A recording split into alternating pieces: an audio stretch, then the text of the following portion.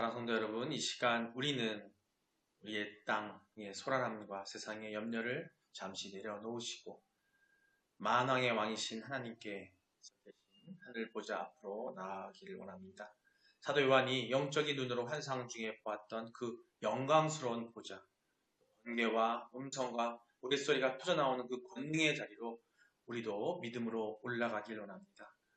하나님의 말씀을 선포합니다. 이리로 올라오라. 이후에 마땅히 일어날 일들을 내가 내게 보이리라.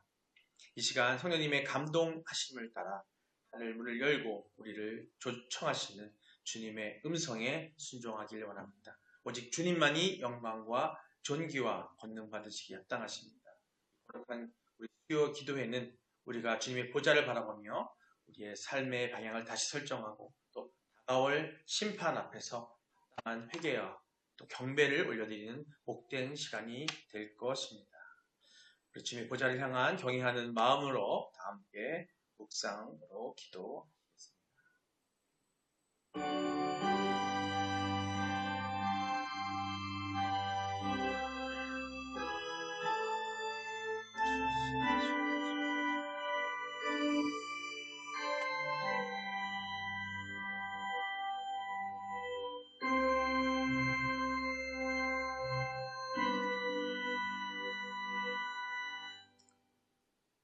하나님은 영이시니 예배하는 자가 영과 진리로 예배할지니라. 수고하고 무거운 짐진 자들아 다 내게로 오라. 내가 너희를 쉬게 하리라. 보좌에 앉으신 이와 어린 양께 영광과 존귀와 찬송을 올려드리는 하나님 아버지시여, 이 수요 기도의 밤 우리를 주님의 임재 가운데로 불러 모아주시니 너무나 감사드립니다. 우리에게 분주했던 하루의 짐을 내려놓고 세상의 시선이 아닌 오직 주님의 시선으로 우리 자신과 세상을 바라보기를 원합니다. 사도 요한에게 하늘의 문이 열어지고 또 당타 일어날 일들을 보이셨듯이 성령의 감동으로 이 시간 우리의 영적인 눈을 열어 주시옵소서. 오늘 저희가 펴든 요한계시록 4장의 말씀으로 번개와 음성과 우레소리가 보좌로부터 나오는 것을 증언하며 모든 심판과 권능의 근원이 오직 주님께 있음을 선포합니다. 주님, 우리가 말씀을 들을 때 다가올 심판을 두려움으로 받아들이는 것이 아니라 심판의 주체가 누구이신지 분명히 깨달아 우리의 회개와 삶의 방향이 오직 주님께로 향하게 하여 주시옵소서. 우리는 자주 세상의 징계를 사람의 마음이나 우연한 불운을 여기며 진정한 죄의 대상으로 망각한 채 우왕좌왕합니다. 주님, 우리가 당하는 모든 어려움과 징계가 결국 주님의 질서를 무너뜨린 우리의 죄로부터 시작되었음을 고백합니다. 이 시간 우리의 완악한 마음을 부수시고 회개해야 할 유일한 대상이 보좌에 앉으신 전능하신 하나님이심을 깊이 깨닫게 하여 주시옵소서. 감사드립니다. 우리 주 예수 그리스도의 이름으로 기도드립니다. 아멘. 신앙 고백하시겠습니다. 전능하사 천지를 만드신 하나님 아버지를 내가 믿사오며 그 외아들 우리 주 예수 그리스도를 믿사오니 이는 성령으로 잉태하사 동정녀 마리아에게 나시고 본디오 빌라도에게 고난을 받으사 십자가에 못 박혀 죽으시고 장사한 지 사흘 만에 죽은 자 가운데서 다시 살아나시며 하늘에 오르사 전능하신 하나님 우편에 앉아 계시다가 저리로서 산자와 죽은 자를 심판하러 오시니라. 성령을 믿사오며 거룩한 공예와 성도가 서로 교통하는 것과 죄를 사하여 주시는 것과 몸이 다시 사는 것과 영원히 사는 것을 믿사옵나이다. 아멘. 오늘 말씀 계속 이어서 요한계시록 4장 1절로 11절 말씀입니다. 함께 한 목소리로 읽겠습니다. 이 일 후에 내가 보니 하늘에 열린 문이 있는데 내가 들은 바 처음에 내가 내게 말하던 나팔 소리 같은 그 음성이 이르되 이리로 올라오라. 이후에 마땅히 일어날 일들을 내가 내게 보이리라 하시더라. 내가 곧 성령에 감동되었더니 보라, 하늘에 보좌를 베풀었고 그 보좌 위에 앉으신 이가 있는데 앉으신 이의 모양이 벽옥과 홍보석 같고 또 무지개가 있어 보좌에 둘렸는데 그 모양이 녹보석 같더라. 또 보좌에 둘려 24 보좌들이 있고 그 보좌들 위에 24 장로들이 흰 옷을 입고 머리에 금관을 쓰고 앉았더라. 보좌로부터 번개와 음성과 우레소리가 나고 보좌 앞에 켠 등불 7이 있으니 이는 하나님의 7 영이라. 보좌 앞에 수정과 같은 유리 바다가 있고 보좌 가운데와 보좌 주위에 4 생물이 있는데 앞뒤에 눈들이 가득하더라. 그 첫째 생물은 사자 같고 그 둘째 생물은 송아지 같고 그 셋째 생물은 얼굴이 사람 같고 독수리 같은데 4 생물은 각각 6 날개를 가졌고 그 안과 주위에는 눈들이 가득하더라.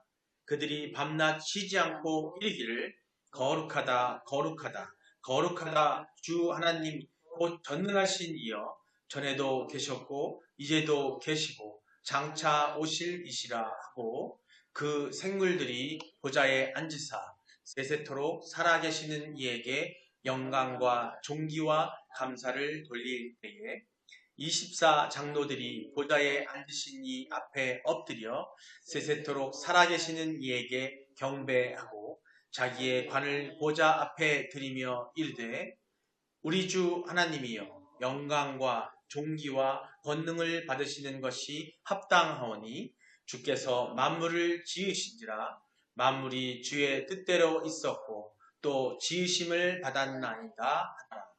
아멘. 할렐루야. 그래서 예수의 보혈로 씻음받고 또 흰옷 입고 세상의 경주에서 승리하여 근면이라고 쓰는 여러분 되시기를 주님의 축원합니다. 서로 인사하시겠습니다. 하나님은 당신을 사랑하십니다. 하나님은 당신을 사랑하십니다. 예수님이 당신과 함께 계십니다. 예수님이 당신과 함께 계십니다. 성령님이 당신을 이끌어 주십니다. 성령님이 당신을 이끌어 주십니다. 그래서 당신은 지금 행복하십니다. 그래서 당신은 지금 행복하십니다. 아멘. 네. 네, 오늘 말씀은 4장 1절로 11절 중에서 5절을 주로 말씀을 나누게 될 텐데요. 오늘 제목입니다. 제목은 함께 같이 읽어볼까요? 보좌로부터 시작되는 심판을 보십시오. 라는 제목입니다.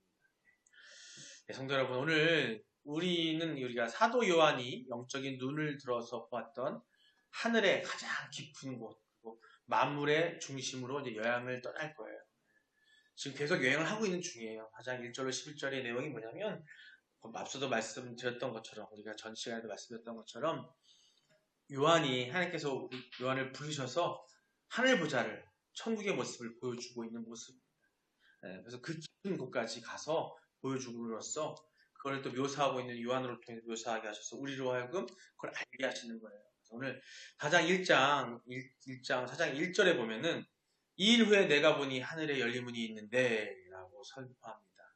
요한이 자신이 겪고 있는 로마 제국, 요한이 당시 로마 제국에서 박해당하고 있었는데, 그렇죠?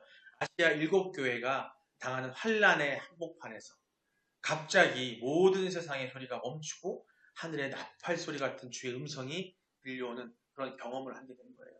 그거를 지금 쓰고 있는 것이고 요한계시록 전체가 그 내용들입니다. 예, 그 음성은 분명하게 외치고 있습니다. 이리로 올라오라. 이후에 마땅히 일어날 일들을 내가 내게 보이리라 하셨어요. 올라오라고 하십니다. 지금도 우리에게도 지금도 올라오라고 하고 계신 거예요. 와 봐라 하고 계시는데 우리가 지금 못 보고 있는 건데 그걸 우리 말씀을 통해서 오늘 보기를 원합니다. 이 초청은 단순한 어떤 구경꾼으로서 초대가 아니에요. 어디 그냥 경기장에 가서 경기 보는 거 아니 어떤 노래 공연장에 가서 노래를 보는 그런 차원이 아니라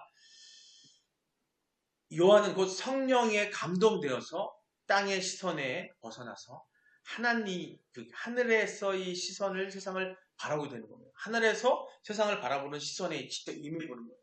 마치 어떤 공연장에 가서 노래하는 공연장에 갔는데 거기서 갑자기 노래하는 가수가 관객 한 사람을 불러서 일로 올라와. 나와 함께 노래합시다. 와서 지금 노래하는 이 관객을 한번 봅시다 했을 때 그 상황인 거예요. 지금 요한을 불러 올리셔서 올라와라. 그리고 네가 이 세상을 한번 봐라.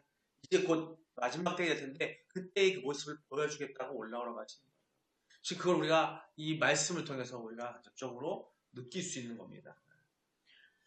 그래서 요한은 곧 성령에 감동돼서 땅의 시선에서 벗어나 하늘의 시선으로 세상을 바라보게 되는데 그가 본 곳은 이 세상의 왕궁이나 권력의 중심이 아니었습니다. 바로 하늘에 베풀어진 보좌였습니다. 우리는 이 밤에 오늘 밤 요한과 함께 성령이 감동하심에 따라서 하늘 보좌로 올라가서 그 보좌로부터 나오는 번개와 음성 그리고 우레소리에 귀를 기울여야 합니다. 오늘 5절 말씀 이렇게 나오게 되는데요. 이 땅에서 우리의 삶이 왜 고난과 또 환난 가운데 있는지 그리고 궁극적으로 우리가 왜 두려워하고 또 경외해야 할 대상이 누구인지 이 보좌의 환상을 통해서 명확히 깨닫게 될 것을 믿습니다. 요한계시록 4장 2절은요, 4장과 2장과 3장에서 다뤘던 일곱 교회나 또 향한 그 책망이나 또 격려, 또 지상 교회에 대한 메시지가 끝난 후에 갑자기 우주적인 어떤 경배와 심판의 장면으로 확 바뀌는 그런 과정이에요. 그래서 이것은 우리에게 매우 중요한 신학적인 메시지를 던져주고 있습니다. 우리가 지상에서 겪는 어떤 고난과 환난, 또 교회의 타락과 박해는 결코 우연이 아니다라는 거죠. 우연이 아니다. 지금 우리가 겪고 있는 고통과 어려움들 이런 것들이 우연이 아니라는 겁니다. 세상 권력자들의 일방적인 폭포도 아니고요. 우리를 해하려는 것도 아니고 이 세상 지도자들의 잘못된 것들도 아니고 그것이 아니라는 거예요. 이 모든 사건의 보에는 누가? 하늘 보좌에 앉으신 하나님의 통치와 섭리가 경영하고 있다는 거예요. 즉 지금 이 세상에 돌아가는 모든 것들이 우리가 보기에는 약간 사람들에 의해서 움직여지고 뭐하는 것 같지만 그 모든 것들이 하나님 통치 안에서 움직이는 것 때문에 하나님이 무슨 뜻이 있다는 거예요. 그 얘기를 하고 있는 겁니다. 하나님의 그 전지전능함은 단순히 선한 것과 옳은 것만이 아니라 악한 것들, 사단의 부귀까지 다 통치하고 계시기 때문에 지금 이 세상에 돌아가는 모든 것들은 하나님의 전능함 안에서 하나님의 뜻 안에서 하나님 통치 가운데서 이루어져 가고 있다는 얘기를 하고 있는 겁니다. 하나님은 자신의 백성이 겪는 모든 일을 아실 뿐만 아니라 우리 일을 다 아신다는 거예요. 그 일들을 통해서 역사를 이끌어가고 계신다고 합니다. 지금 우리나라의 이 상황의 역사 상황들, 또 이 전 세계의 상황들, 지금 2025년 예수님 오신 후에 2025년이 흘렀는데요. 이 시간에 이 순간에 있는 모든 역사의 흐름들, 여태까지로 모든 역사의 흐름들이 우리가 보기에는 하나님 왜 이렇게 하셨습니까? 왜 이런 일이 있습니까? 우리 대한민국의 그 천 번이 넘는 외침이 과정 속에서도 그렇고 또 임진왜란이라든지 또 일본 압제에 있었던 시절이라든지 우리 어려운 모든 2017년의 모든 것들이 다 하나님의 뜻이라는 거예요. 하나님의 뜻. 우리가 인간이 뭐 잘못하고 이것보다 아니라 하나님께서 계획하에 그것이 다 이루어졌다는 얘기를 하는 겁니다. 특히 4장 5절에 핵심 구절인 보좌로부터 번개와 음성과 우레소리가 나고라는 묘사는 이 보좌가 단순히 평화로운 은혜의 보좌만이 아니라는 거예요. 오늘 올라갔더니 그 보좌가 앞전에 얘기할 때는 평화롭고 앞전에 나왔던 것들은 아주 큰 은혜가 넘치고 면류관이 있고 그죠? 흰옷을 입고 있는 그런 모습들 그런 좋은 것들만 보았지만 여기서 말하는 번개와 음성 또 그리고 우레소리는 다른 게 아니라 단순히 좋은 것만은 아니라는 겁니다. 즉 은혜의 보좌만이 아니라 평화로운 은혜의 보좌뿐만 아니라 구약성의 번개 우레소리는 하나님의 현현 즉 하나님의 나타나심과 심판의 전조를 상징하고 있는 거예요.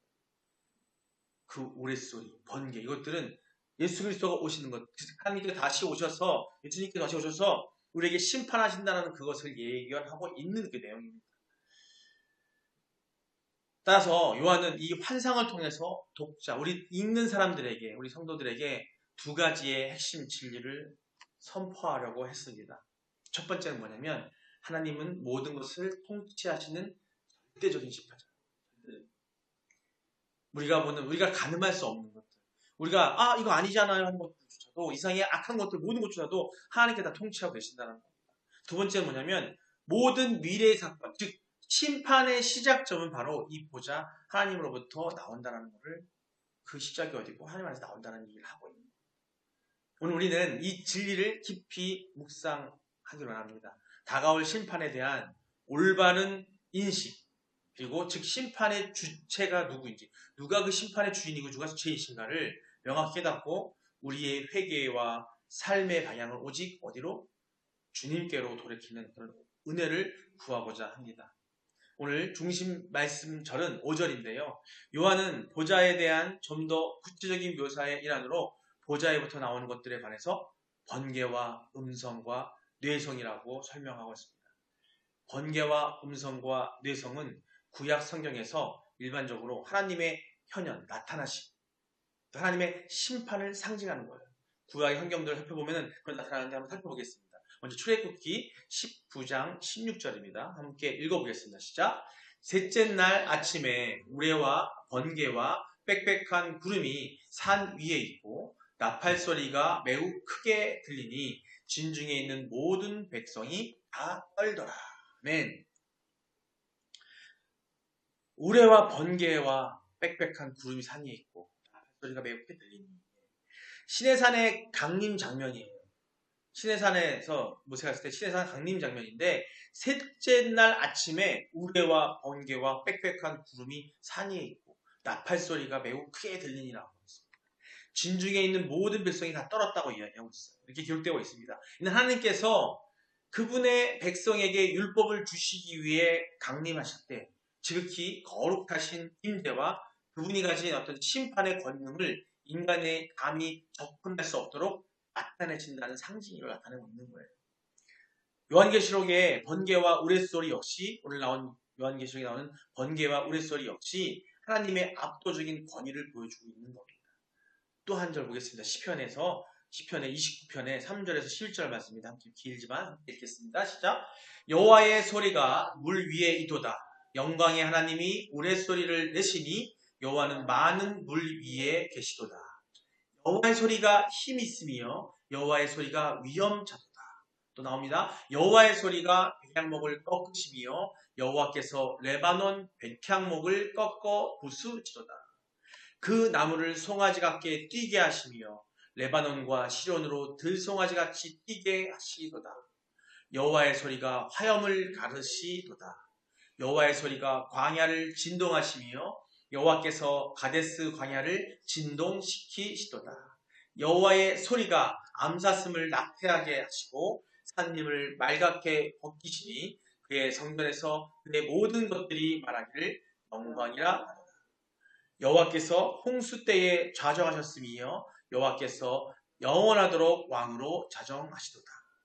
여호와께서 자기 백성에게 힘을 주시며 여호와께서 자기 백성에게 평강의 복을 주시리로다. 아멘. 여기 시편을 쓰는 기자는 여호와의 소리가 물 위에 있도다. 영광의 하나님의 천둥 소리를 내시니 여호와는 많은 물 위에 기도하라고 노래하고 있어요. 즉 천둥 소리를 또 우레소리, 하나님의 능력 있는 음성 그 자체로 묘사하고 있습니다. 이 소리는요, 백향목도 꺾고 사막도 뒤흔들고 산을 요동치게 하고 또 사막을 흔들고 이 구절을 보면은 보좌로부터 나오는 음성과 우레소리가 곧 세상을 통치하고 심판하시는 하나님의 절대적인 권능의 의미를 얘기하고 있는 거예요. 즉 요한계시록에 나오는 이 소리가 바로 하나님의 나타나신 그 소리라는 거예요. 엄청난 소리죠. 마지막 에스겔입니다. 에스겔에서 1장 13절 한번 보겠습니다. 읽겠습니다. 또 생물들의 모양은 타는 숯불과 횃불 모양과 같은데 그 불이 그 생물 사이에서 오르락 내리락 하며 그 불은 광채가 있고 그 가운데에서 번개가 나며. 예, 에스겔 선지자가 본 하나님의 보좌, 즉 수레를 받드는 그 네 생물의 모습에서 그들 가운데는 타는 숯불과 같은 것과 번개같이 이리저리 움직이는 것이 있었습니다. 이거는 에스겔이 환상 속에서 본 하나님의 영광과 심판의 속성이 이미 구약에서부터 불과 번개와 같은 강력하고도 파괴적인 이미지로 나타났음을 보여주고 있는 근거들이에요. 이렇게 출애굽기 또 이렇게 시편 또 에스겔을 통해서 이 불과 번개의 이미지 이것들이 바로 하나님을 나타내시고 하나님 우리에게 뭔가 나타내시고 보여주시고 심판하실 때 이런 모습으로 이렇게 보여지고 있다는 걸 보여주고 있습니다. 하나님의 보좌가 곧 심판의 능력이 있는 작동하는 그런 근원임을 근거하고 있는 겁니다. 이렇게 번개와 음성과 우레소리는 단어가 하나로 조합되어 사용돼 사례가 성경에 유일하게 계시록에만 4번 나와요. 요 단어들 요 3가지 나오는 것들이 이 계시록에만 요한계시록에만 4번 나옵니다.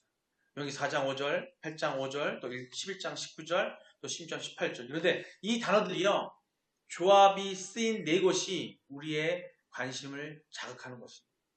4장 5절에서는요 오늘 본문에 있죠. 하나님의 보좌에서 나오는 것들을 설명할 때, 또 8장 5절에서는 일곱째 인의 개봉 후에, 또 11장 19절에서는 일곱 나팔을 분 후에, 또 16장 18절에서는 일곱 대접을 쏟은 후에 나타나는 현상을 묘사하는데, 이 우레소 세 가지 소리가 이것들이 나타나 보여주고 있다는 겁니다.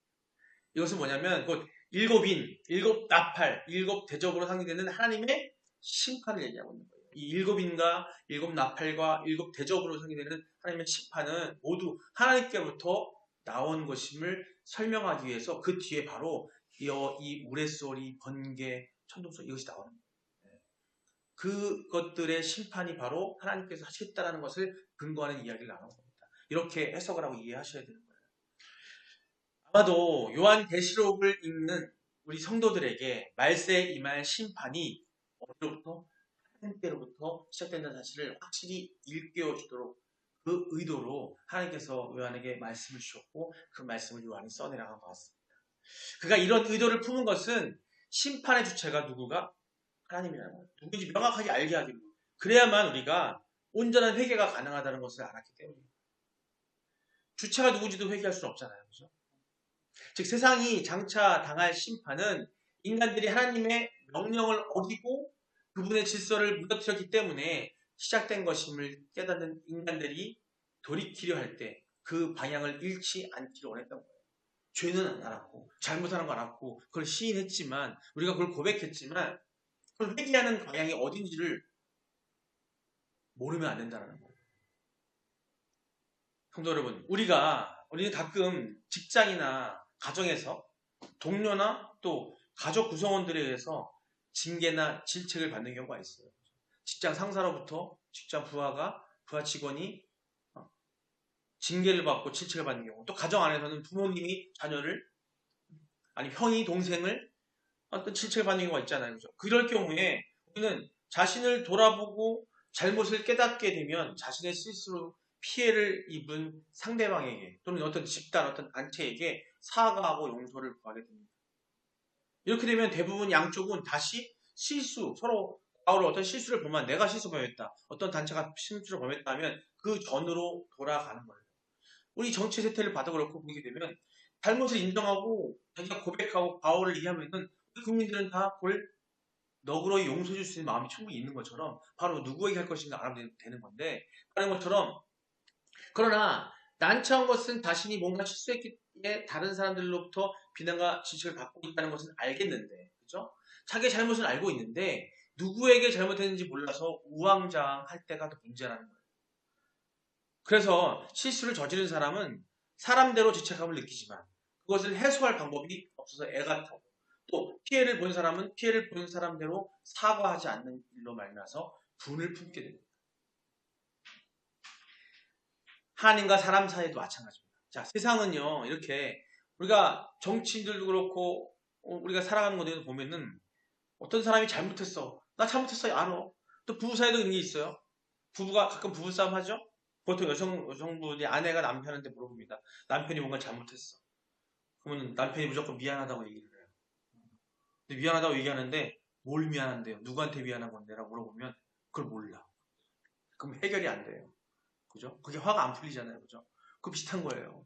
정치인이 있어요. 정치인이 사람들한테 지탄을 받고 있어요. 잘못했다고 지탄받고 있는데 그 정치인이 그래 내가 잘못한 거 아는데 그 사과할 방향을 모르면 누구한테 봐요? 정치인이라면 그 사과를 누구한테 해야 되겠어요?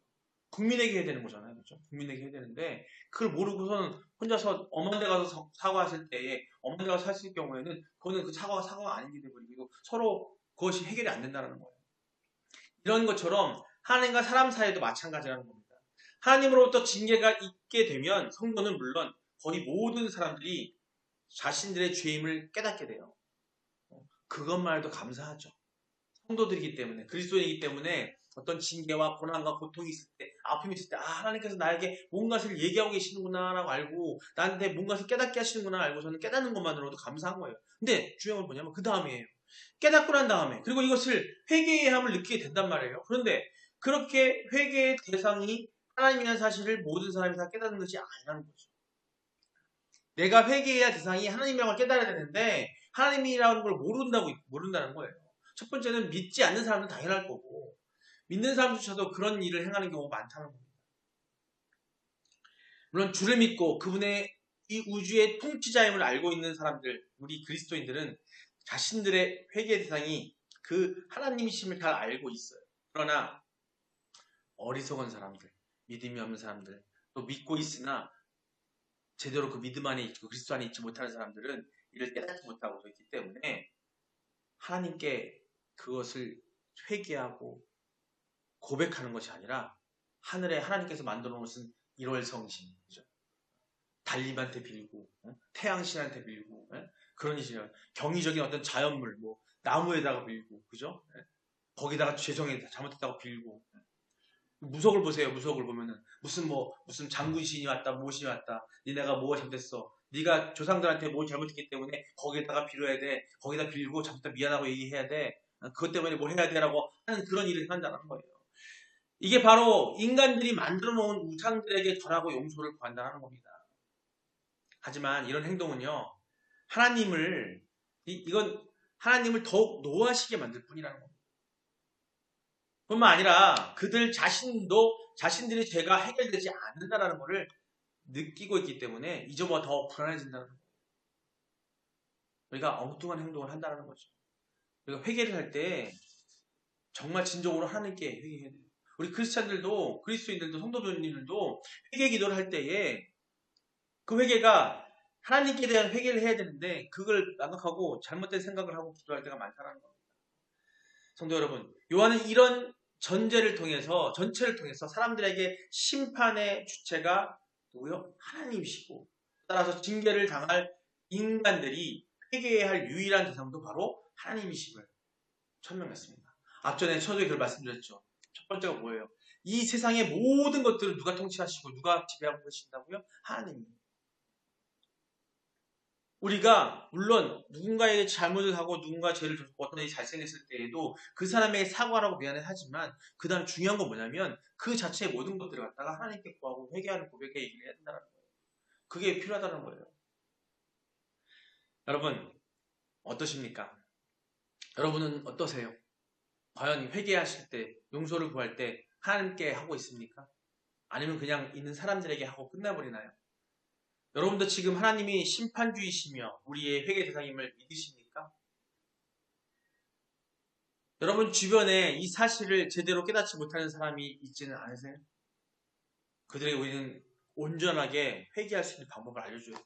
그게 다른 게 아니라 그들에게 복음을 전하는 겁니다. 하나님 말씀을 전해야 하지만 그들이 깨닫지 우리가 이렇게 하라 저렇게 하라는 거 깨닫지 않아요. 그 말씀을 들어 어떻게 예배 가운데 있어야 돼요? 말씀을 있어야 되는 거죠. 먼저 된 우리가 먼저 됐어요. 우리는 먼저 됐잖아요. 그죠? 우리 먼저 됐습니다. 우리는 성도고 그리스도 안에 있단 말이에요. 우리는 우리 이웃에게 하나님으로부터 시작된 심판의 그 어떤 심판을 전해야 되는 거예요. 그게 있음을 알려야 되는 거예요. 그리고 전도를 할 때 하나님께서 세상을 창조하셨다. 우리가 죄인을 졌다. 죄인이다. 까지 얘기하고 그다음 뭘 해야 되냐면은 그 심판이 온다는 걸, 종말의 때가 온다는 걸, 심판이 온다는 걸 알고 그들에게 전해야 되는 거예요. 그래서 회개해야 된다. 누구를 향해서? 하나님을 향해 회개해야 된다는 말을 전해야 된다는 거예요. 그걸 전해야 되는 거예요. 우리 모두 바른 회개를 할 수 있는 자들로 만들어야 하는 게 우리 사명인 거예요. 그게 바로 예수님이 말씀하십니다. 이 세상 끝날 끝까지 가서 나를 전해라. 복음을 전해라. 좋은 소식을 전해라. 말씀 몇 절 보면서 마무리해 나갈까 합니다. 먼저 마태복음 25장 31절 32절입니다. 읽어보겠습니다. 시작. 인자가 자기 영광으로 모든 천사와 함께 올 때에 자기 영광의 보좌에 앉으리니 32절입니다. 모든 민족을 그 앞에 모으고 각각 구분하기를 목자가 양과 염소를 구분하는 것 같이 하여. 아멘. 예수님께서 친히 심판의 최종 권위자로서 영광의 보좌에 앉으실 것을 예고하는 말씀입니다. 마태복음. 요한계시록 4장에서 요한이 본 하나님의 보좌의 심판 권세가 신약에서는 예수 그리스도의 심판 보좌로 연결되고 있습니다. 모든 민족이 그 앞에 설 것이며 심판은 인간의 행위가 아니라 주님과의 관계, 즉 양과 염소로 부른다는 거예요. 이 보좌로부터 시작되는 심판의 시험 목적지가 바로 예수 그리스도의 주권 아래에 있음을 확증하고 있는 그런 말씀입니다. 우리는 이 주님 앞에서 회개하고 또 믿음으로 준비하여야 함을 강력히 촉구합니다. 다음 말씀 요한계시록 20장 12절입니다. 읽겠습니다. 또 내가 보니 죽은 자들이 큰 자나 작은 자나 큰 보좌 앞에 서 있는데 책들이 펴 있고 또 다른 책이 펴졌으니 곧 생명책이라. 죽은 자들이 자기 행위를 따라 책들에 기록된 대로 심판을 받으니. 아멘. 예, 이 구절은 계시록의 마지막 심판을 묘사하고 있는데요. 백보자 심판을 묘사하고 있는 내용입니다. 4장에서 보좌로부터 번개와 음성과 우레소리로 심판이 시작된다는 것을 본 요한은 결국 이 심판이 모든 인류의 마지막 운명을 결정하는 하나님의 보좌 앞에서 완성됨을 보여주고 있습니다. 심판은 책들에 기록된 대로 공정하게 이루어질 것입니다. 이 말씀은 심판이 막연한 것이 아니라 보좌에 앉으신 하나님으로부터 시작돼서 반드시 종결되고 올 것임을, 그런 사건임을 강조하고 있는 말씀입니다. 그래서 성도는 이 땅에서부터 회개하여 생명책에 이름이 기록되는 것을 유일한 소망으로 삼아야 합니다. 지금 우리는 다른 것을 소망 삼을 게 없어요. 잘 먹고 잘 사는 거, 오래 사는 거, 육이 오래 살아야 의미 없다는 거죠. 우리는 소망이 어떤 소망이냐? 천국 소망인데 바로 그것이 뭐냐면, 그 구직이 뭐냐면 그 생명책에 이름이 적혀 있어야 되는 거예요. 그러면 우리 어떻게 해요? 이 땅에서 계속 끊임없이 우리는 회개해야 돼요. 우리에게 연단 주시고 고통 주시고 아픔을 주시는 이 모든 것들은요, 우리를 사랑하시기 때문이에요. 사랑하시기 때문에. 혹자들이 얘기합니다. 왜 선악과를 걷어 놔두셨습니까? 왜 선악과를 걷어 놔두셔서 우리가 이런 질문을 해요. 선악과를 없었으면은 우리 인간이 그걸 안 먹었을 거 아니에요. 그럼 우리 죄짓지 않았을 거 아닙니까? 라고 하신다는 거죠. 그런 얘기를 하시는 분이 많아요. 그렇죠? 근데 우리는 이렇게 생각하셔야 되는 거예요. 우리가 짐승이에요? 우리가 나무예요? 하나님은 가장 중요한 거 뭐냐면 지금 심판을 얘기하고 모든 걸 얘기하시지만 이 심판과 이 종말, 이 심판 때 심판의 그 뒤에는 무엇이냐면 하나님의 사랑이 있는 거예요. 사랑이. 하나님의 사랑은 완전한 사랑이신데 그게 뭐냐면 일방적인 사랑이 아니라는 거죠. 우리가 생각도 못하고 어떤 반응도 없는 강아지나 동물들을 사랑하는 것은 일방적인 거예요. 하지만 하나님께서는 우리와의 관계를 원하세요. 온전한 관계를 원하신다고. 그러면 하나님은 인간이 선택에 의해서 하나님을 사랑하기를 원하시는 거예요. 그렇기 때문에 선악과를 놓음으로써 인간에게 자유의지를 주셔서 그 선택을 함으로써 사랑을 원했는데 그들이 죄를 졌잖아요. 우리에게 죄를 졌단 말이에요. 하지만 그 죄 가운데 있는 우리들에게 하나님은 또 사랑하셔서 독생자 예수 그리스도를 보냄으로 통해서 다시금 당신을 사랑할 수 있는 기회를 계속 주고 계시는 거예요. 지금 이 심판날이라는 것도 예수님을 통해서 심판의 날 오는 기간을 주고서 그때까지 우리를 기다리고 계시는 거고 계속 기다리고 계시는 거고 우리에게 그 시간을 주신 겁니다. 그렇기 때문에 지금 우리는 어떻게 해야 돼요? 이 말씀을 보고 말씀 통해서 봤을 때 우리는 계속 끊임없이 어떻게 해야 돼요? 그 생명책의 이름을 올려주기 위해서 우리는 끊임없이 회개해야 됩니다. 그 자체를 소망으로 삼아야 된다는 거예요. 사랑하는 봄내 꿈에게 성도 여러분, 오늘 우리는 보좌로부터 나오는 번개와 우레소리를 들었습니다. 그 소리가 뭔지 여러분 들으셨어요? 그게 하나님의 심판이 그리고 하나님의 소리라는 걸 우리는 깨닫습니다. 이 소리는 우리를 향한 엄중한 경고예요. 또한 동시에 명확한 길을 제시함으로써 하나님께서 우리에게 주신 사랑을 또 느낄 수 있습니다. 그 길은 첫째, 헛된 회개의 방향을 버리라는 거예요. 세상에서 겪는 어려움과 어떤 장애를 어떤 단순히 불운이나 사람과의 갈등으로만 치부하지 말고 그냥 사단의 것들이라고 생각하지 말고 사단을 써서 우리에게 그걸 겪게 하시는 것은 사랑과 갈등으로 치부하면 안 된다는 사단에 의한 것이라고 생각하면 안 된다는 거예요. 모든 환난의 궁극적인 원인은 하나님의 질서를 파괴한 우리에게 있습니다. 우리 죄에 있다는 걸 느끼셔야 된다는 걸 얘기하고 있습니다.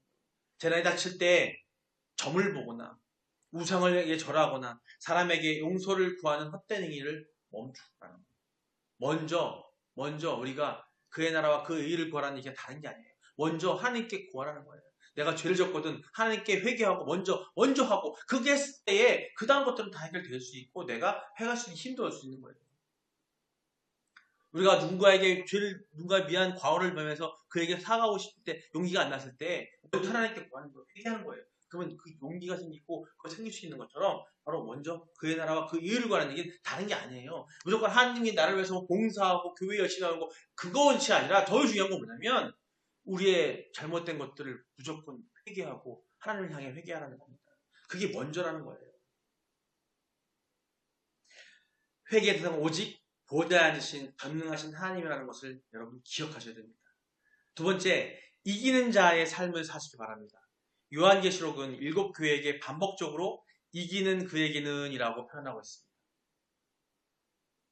보좌로부터 심판이 시작된다는 사실은 이 세상의 모든 권세가 곧 무너질 허상임을 말합니다. 우리가 지금 영위하고 있는 이 모든 것들, 세상에서 얻어진 모든 것들, 세상에 있는 모든 이 지도자들, 이런 모든 것들이 다 곧 무너진다는 얘기를 하고 있는 거예요. 잠시 잠깐의 고난과 환란에 흔들리지 마시기 바랍니다. 흰옷을 입고 금 면류관을 벗어 주님께 드릴 24 장로들처럼 우리도 믿음의 경주, 우리의 믿음의 그 달리기에서 그것을 완수하고 완주해내야 된다는 겁니다. 장차 영광의 보좌 주위에 참여하는 자가 될 것을 소망하면서 오늘을 사시기를 바랍니다. 환란의 순간이 올 때마다 하늘의 보좌를 바라보시기 바랍니다. 먼저 하나님을 찾으시기 바랍니다. 승리하는, 그게 바로 승리하는 용기를 갖게 되는 방법입니다. 이제 심판의 주체인 하나님을 바르게 알고 회개와 소망으로 나가는 성도 여러분들에게 주님의 입으로 축복합니다. 주님의 보좌로부터 나오는 위로와 평강이 여러분의 심령에 가득하기를 원합니다. 다시는 세상에 흔들림 없이 넘어지지 않도록 영원한 보좌와 또 뿌리내린 견고한 믿음을 허락해 주실 거라고 믿습니다. 여러분, 환난 때에 지혜를 주시고 또 회개해야 할 대상을 분명히 알고 또 오직 하나님만을 또 하나님께만 영광과 존귀의 권능을 돌리는 승리하는 복된 삶을 살게 될 거라고 여러분 믿으시고 그런 축복이 있기를 바랍니다. 마지막 날에 여러분이 흘린 눈물과 땀방울이 금 멸관이 되어서 기쁨의 보좌 앞에 엎드리는 경배할 경험, 그런 영광을 함께 누릴 수 있는 여러분 되시길 축원합니다. 여러분 다 같이 이 시간 기도하기를 원합니다. 이렇게 기도했으면 좋겠습니다. 먼저 찬송가 찬양 반주 가운데 함께 하겠는데요.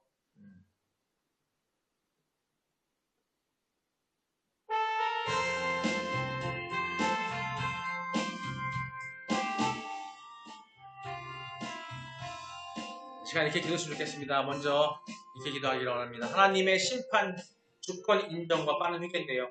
보좌로부터 나오는 번개와 음성과 우레소리가 상징하는 심판의 주체가 오직 하나님의 짐을 인정하고 모든 죄를 사람이나 환경 탓으로 돌리지 않도록 오직 하나님께 회개하는 내게 해달라고 한번 주여 한번 부탁하겠습니다.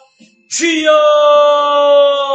아버지 사랑의 하나님, 보좌로부터 나오는 번개와 음성과 우레소리가 상징하는 심판의 주체가 오직 하나님을 우리가 인정하게 하시옵소서. 이 세상의 모든 것들이 하나님 통치 안에 있음을 우리가 인정하고 그 믿음 가운데 있게 하여 주시옵소서. 모든 죄를 사람이나 주변 환경 탓이나 사단의 관계가 아니라 하나님께서 주권을 갖고 계신 것을 알게 하시고 그것 오직 하나님께 회개하는 우리가 되게 하여 주시옵소서. 우리 너무나 부족합니다. 우리 안에 거하는 모든 것들이 부족함을 느낍니다. 아버지여, 우리에게 깨달음을 허락하여 주시옵소서. 아버지여 함께하여 주시옵소서. 우리 다같이 다음 기도합니다. 환난과 징계 속에도 좌절하지 않고 궁극적인 심판자이신 하나님을 의지하며 장차 주님 앞에 금 멸관을 드릴 이기는 자의 믿음을 해달라고, 믿음과 소망을 해달라고 다시 한번 주여 한번 부르게 하겠습니다. 주여! 아버지 하나님, 세상 속에 믿음으로 승리하는 삶을 살게 하여 주시옵소서. 환난, 징계 속에서도 좌절하지 않게 하시고 어려움 속에서도 좌절하지 않게 하시고 궁극적인 심판자이신 하나님을 의지할 수 있는 우리가 되게 하여 주시옵소서. 장차 주님 앞에서 금멸관을 드릴 그런 이기는 자가 될 수 있게 하시고 믿음과 소망을 굳건히 붙잡게 하여 주시옵소서. 아버지와 나원합니다. 우리의 세상 속에 믿음을 사는 승리하는 삶을 사는 우리 성도가 될 수 있도록 그런 삶을 될 수 있게 하여 주시옵소서. 아버지와 나원합니다. 마지막으로 기도합니다. 우리 심판의 복음 전하는 사명을 갖게 하여 주옵소서. 우리 주변의 이웃과 가족들에게 다가올 하나님의 심판과 예수 그리스도의 구원을 명확히 증거하며 그들도 바른 회개를 통해 영원한 생명을 얻도록 복음 전파의 사명을 감당하게 해달라고 우리에게 그런 강건함과 굳건함과 아버지 우리에게 강건함을 허락하게 해달라고 주여 한번 부탁합니다. 주여! 우리 사랑의 하나님, 심판의 복음을 전하는 사명을 감당할 수 있는 우리가 되게 하여 주시옵소서. 우리 오늘 느꼈습니다. 하나님께서 우리 모든 걸 주하심을 다시 한번 깨닫습니다. 아버지, 그걸 통해서 우리가 해야 되는 것이 무엇이고 회개해야 되고 그걸 통해서 이기는 삶을 살아야 됨을 또 깨닫습니다. 아버지, 이 모든 것들을 깨달았기에 우리가 우리 것을 갖다가 우리 주변에 하나님을 알지 못하는 자들에게, 또 믿음이 있으나 아직 깨닫지 못하는 자들에게 그걸 전하고자 합니다. 우리 주변의 이웃과 가족들에게 다가올 하나님의 심판을, 또 예수 그리스도의 구원의 명확하게 증거하게 하여 주시옵소서. 그들도 바른 회개를 통해서 행하게 하여 주시옵소서. 우리 안에 역사하시는 분에서 감당할 수 있게 해주시고, 우리가 그걸 전파하는 아버지 한 사람이 되게 하시고 전도자로서 역할할 수 있도록 우리를 이끌어 주시옵소서. 아버지와 감사드립니다. 예수님의 이름으로 부탁드립니다.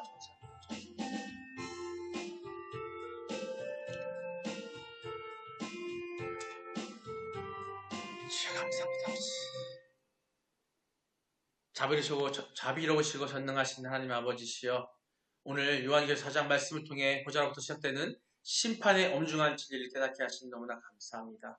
저희는 주님의 보좌 앞에서 번개와 우레소리를 들으며 이 우주 만물의 심판과 통치가 오직 주님의 권능 아래 있음을 다시 한번 확증합니다. 주님, 저희가 이 세상에서 겪는 모든 고난과 징계가 결국 주님의 통치 질서를 무너뜨린 우리의 죄의 결과임을 겸손히 고백합니다. 아버지, 저희의 어리석음을 용서하여 주시옵소서. 회개의 어리석음을 용서하여 주시옵소서. 회개의 유일한 대상이 하나님이 아닌 보좌 아니신 살아계신 하나님이심을 잊지 않도록 성령님께서 인도하여 주시옵소서.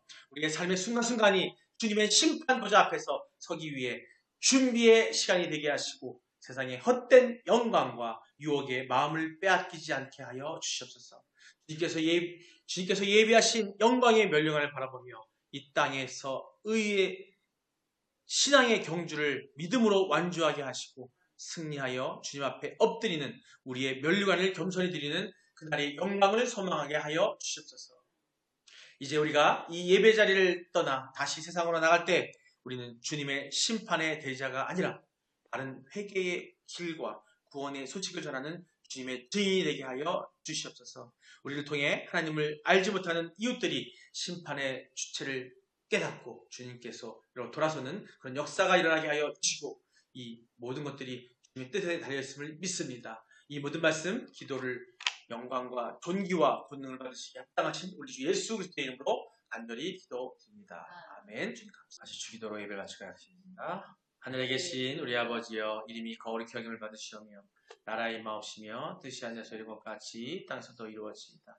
오늘날 우리에게 일용할 양식을 주시옵고, 우리가 우리에게 죄진 자를 사하여 준 것 같이 우리의 죄를 사하여 주옵시고, 우리를 시험에 들게 하지 마옵시고 다만 악에서 구하옵소서.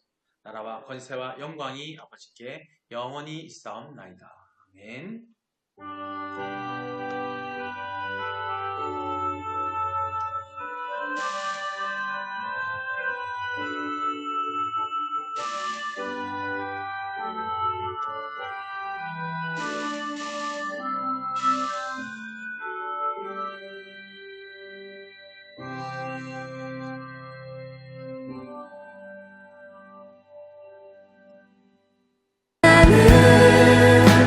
옛사람 아니요 사망에서 건지신 주의 자녀이니